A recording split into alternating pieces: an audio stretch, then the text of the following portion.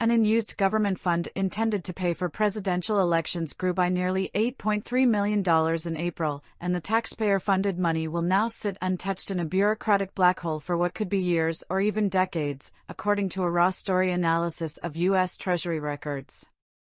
The Presidential Election Campaign Fund has now ballooned to $442.7 million as of April 30, Treasury records show. A once popular resource for White House aspirants, the fund hasn't been used regularly in 15 years, but taxpayers continue checking a $3 checkbox that they encounter when filing their annual tax returns by the April deadline. Even though less than 4% of taxpayers checked the box in recent years, the fund continues to grow by tens of millions of dollars annually. But as the fund continues to climb toward $500 million, politicians and nonprofits have ideas for how to reform the nation's obsolete public campaign financing policies or simply reallocate the idle money. Among them is Senator Joni Ernst, Republican Iowa, who told Raw Story the money could be used to help close the nation's budget gap. "It's just sitting there. This is just a small effort on many other efforts that we have in trying to tackle this budget," Ernst said. "You've just got to get out there and raise money if you're going to play, so why do we do this? Nonprofits could benefit from the money that's sitting in the fund," said Rick Cohen, Chief Communications Officer and Chief Operating Officer for the National Council of Nonprofits. While the council is focusing much of its tax policy efforts on getting the universal charitable deduction back after it expired in 2021, the hundreds of millions of dollars in the Presidential Election Campaign Fund could help numerous charities. "Every dollar can make a big difference for people who rely on nonprofits," Cohen said. "It may seem like a small amount when it comes to the government's budget, but 90% of the sector has less than a $1 million budget every year. You could double the budget of 500 nonprofit organizations and still have more to go around." Cohen said it would be great to see a tax form checkoff box for donating to charities like Colorado has that allows taxpayers to donate their return to nonprofits. "It's very similar to that checkbox for the Presidential Election Fund, where they can check a box and say, 'I want to donate a portion of my return to this charity,' which is a great thing," Cohen said. "It makes it that much simpler, and it's when people are having additional money coming to them."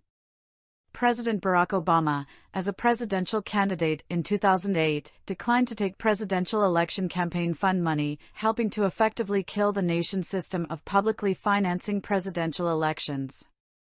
Shutterstock. Why do no candidates want the money? It wasn't until the 2012 presidential election that candidates all but stopped using the Presidential Election Campaign Fund. From the 1976 presidential election through the 2004 election, parties' nominees would accept public funding for the general election. But in 2008, Democratic nominee Barack Obama broke the trend and opted not to accept general election public funds, with Republicans accusing him of breaking a promise in the process. Prior to that, some candidates opted not to use the fund for presidential primaries, such as Democrat John Kerry and Republican George W. Bush in 2004 and Bush in 2000. And neither President Joe Biden, a Democrat, nor any Republican presidential hopefuls, including former President Donald Trump, have any plans to use the fund ahead of election 2024. Why did the fund fall out of fashion?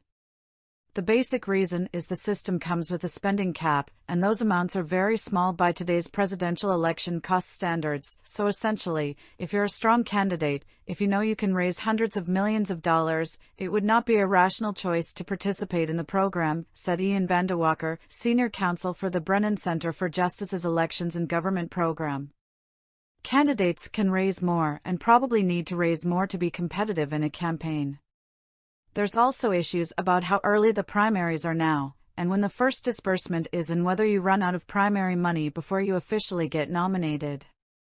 During the early 2000s, one could say that the fund was dying, said Bradley A. Smith, a professor at Capital University Law School who served on the Federal Election Commission from 2000 to 2005, including 1 year as chairman. You might say that it was starting to break up during that period at the beginning of the century. Back when candidates were using the fund regularly, having too little money to go around, not too much, was the problem.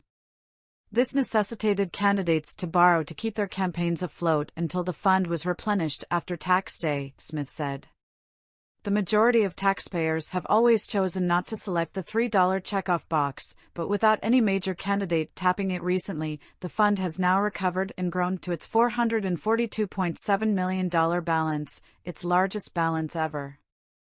Green Party presidential candidate Jill Stein is one of the few presidential candidates to use presidential election campaign fund money during the past 15 years. Jim Young/Reuters. During the 2012 and 2016 elections, just 4 candidates, Republican Buddy Roemer, Democrat Martin O'Malley, Green Jill Stein and Libertarian Gary Johnson, together received about $3 million for their primary campaigns, and no one tipped money for the general election. In 2020, no candidates at all accepted funds for the primaries or the general election, according to FEC records. Keep the $442 million in place? Nevertheless, not everyone would like to see the $442 million in available public presidential campaign funding used for some other purpose. I think the Democrats realize nobody's using the fund, but it's almost like the dream is still there, Smith said. If the fund's abolished completely, then you've got to re-establish the whole thing and pass on new legislation, whereas now, I think there's this hope that maybe it can spring back to life. They can amend it to get more money to the fund. Reforming the public campaign financing system to keep it alive is a viable option, some nonprofits argue. The Brennan Center for Justice, a nonpartisan law and policy institute affiliated with New York University School of Law, is pushing for a model of public financing based on small donor contributions, which would be matched by a multiplier. This model has been seen on the state level in places like New York, where small donations are matched at a 6-to-1 ratio. Nonprofit government reform group Common Cause supports citizen-funded elections, too, including campaign funding vouchers. Common Cause said it would prefer to see the current presidential public financing system modernized rather than see the fund emptied. The disclosure laws and regulations have not kept pace at all with outside spending, said Stephen Spalding, Vice President of Policy and External Affairs at Common Cause. A significant percentage of money comes through dark money groups that don't have to disclose where the money is coming from, and so voters are left in the dark, and this sort of secret spending is really dangerous for democracy because it means that you're no longer able to follow the money. The Supreme Court's 2010 ruling in Citizens United v. Federal Election Commission significantly contributed to the presidential election campaign fund's current state of affairs as an unused resource. The ruling overturned key campaign finance restrictions and allowed corporations and outside groups, including certain nonprofit organizations, to raise and spend unlimited money to advocate for or against political candidates. That's part of what generates this arms race mentality that drives people to look for the biggest donors. It doesn't have to be that way, Vanda Walker said. We would support reforming the program to update it for the realities of campaigning today, which would mean larger grant amounts, potentially no spending cap, and a multiple match system as opposed to what exists today. Another supporter of public campaign funding reforms is Ann Revelle, who served as an FEC commissioner from 2013 to 2017, including 1 year as the commission's chairwoman. The thing about the idea of having the public funding of elections is in part because it's important that people just don't rely on donors or corporations and all of the unbelievable amount of money that's been spent in elections, and instead, hopefully, the idea is that more varied candidates can run and get some money in order to do it, Revelle told Raw Story. Restrictions. For any 2024 presidential candidate who shows us to use the nation's public campaign matching fund, such as it is today, they'll face significant headaches. To access public funds, they'd need to obtain a minimum of 20 contributors in each of at least 20 states, raising at least $5,000 per state. The fund matches the first $250 of individual contributions during the primary campaign. They'd also be required to limit personal spending on their campaign to $50,000 and limit their overall campaign spending. Spending limits for the 2024 election haven't been set yet and likely won't until later this year or early 2024, according to Miles Martin, a public affairs specialist for the FEC. To my knowledge, I don't think anyone has submitted any applications for matching funds yet, and the general election grants that would be available to major party nominees, neither party has used those in recent years, Martin said. Changes to the Presidential Election Campaign Fund. Until 2014, the Presidential Election Campaign Fund also provided funding for the Democratic and Republican national conventions. In 2012, each convention received $18,248,300. The fact was that there was so much public money being spent on the conventions, and I guess the view then, and it probably is still the case, was that it made those conventions into shows, Ravel said. A lot of money was spent to entice people to go and watch and make it be like some big event. In 2014, Obama signed legislation that would stop the public funding of conventions. Instead, the money was reallocated to the National Institutes of Health to fund the Gabriella Miller Kids First Research Act, a 10-year initiative funding pediatric research. The last disbursement of the Presidential Election Campaign Fund was to the NIH in 2020 for $736,000 for the Kids First initiative.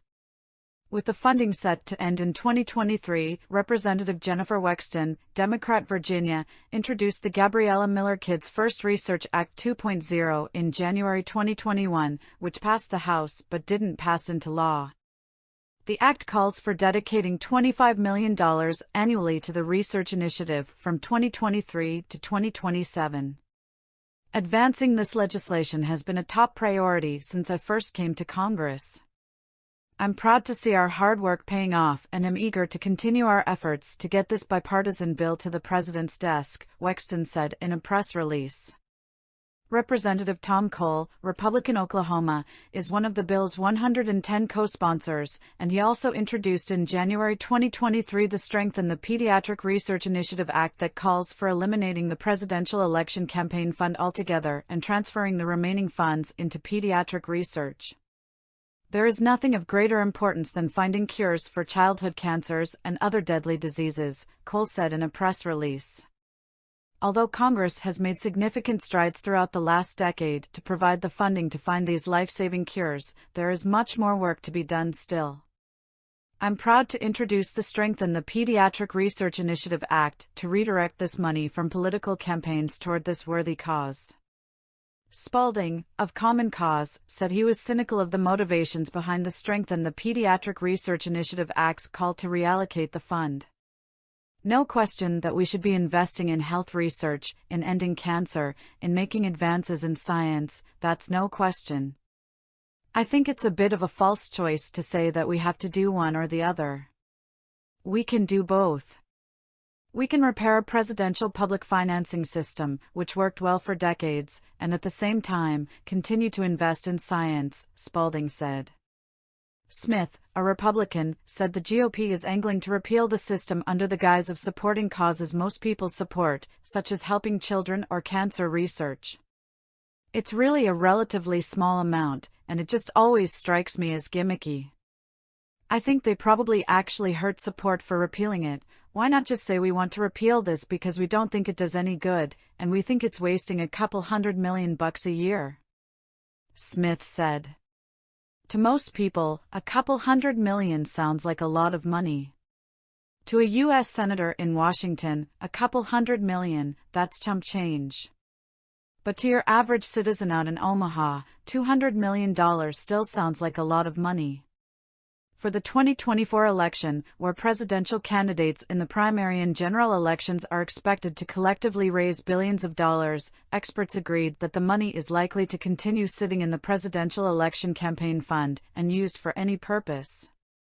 To take the money almost is like putting a sign up saying, "I don't think I can win," said Smith, who also serves as chairman of the nonprofit Institute for Free Speech, which opposes many campaign finance regulations. If you're running against Joe Biden, you know you've got to spend a lot of money, a lot more than you're going to get from the matching funds program, and the same thing on the Republican side. If you're going to match Trump or even Florida Governor Ron DeSantis, who's sitting on a huge war chest, not all of which he can convert directly into running, but he's got huge fundraising capabilities, obviously, you have to realize that the matching funds program just probably is not going to give you enough to do it.